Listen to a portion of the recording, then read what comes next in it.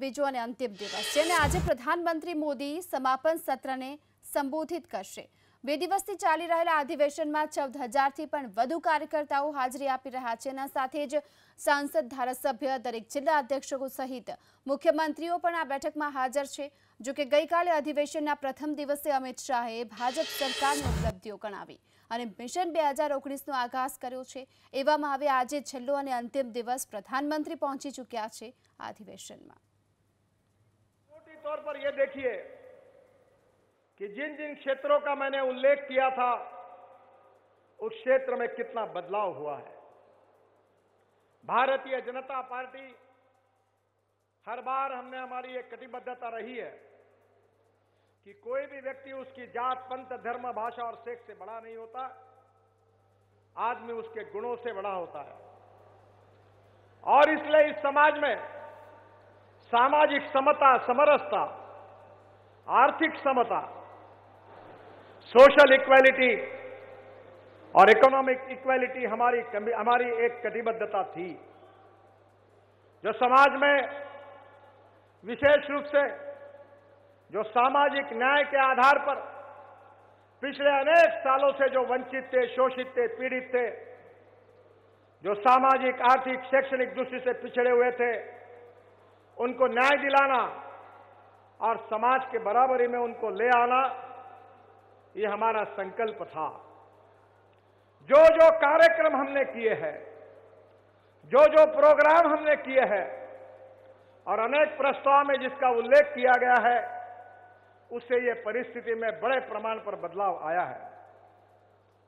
सबसे पहली बात, महत्वपूर्ण बात यही है कि शेड्यूल कास्ट, शेड्यूल ट्राइब के रिजर्वेशन को, किसी भी ओबीसी के रिजर्वेशन को हाथ में लगाते हुए जो गरीब है, शोषित है, पीड़ित है, जिनको आज तक किसी प्रकार की कोई भी सहूलतें नहीं मिलती है, ऐसे लोगों के बारे में एक ऐतिहासिक, एक रिवोल्यूशनरी निर्णय हमारे सरकार ने लिया है।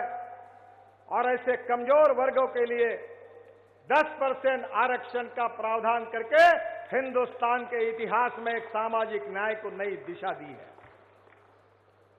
बहनों और भाइयों, एक तरफ एससी और एसटी एक्ट के समय सुप्रीम कोर्ट ने जो निर्णय दिया था, उसके खिलाफ समाज पर अन्याय न हो, इसलिए उसके बारे में अध्यादेश निकालकर हमने दलित, पीड़ित, शोषित समाज के साथ भी न्याय किया है।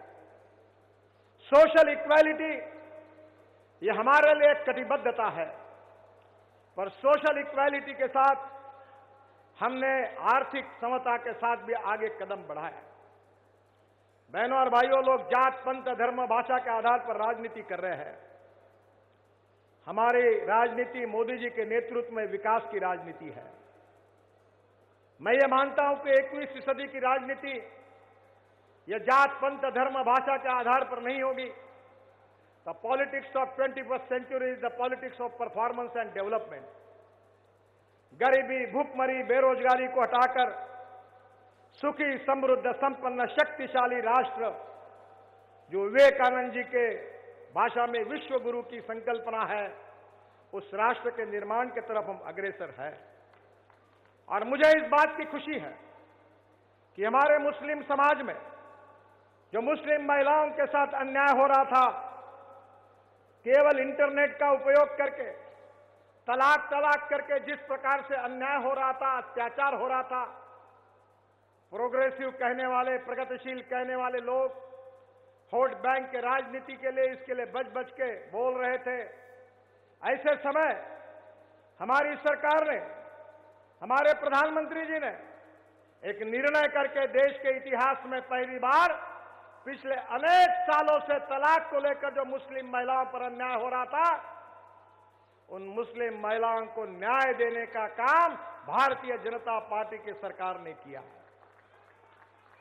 सामाजिक सुधार में हमने किए हुए काम आप सबके सामने है।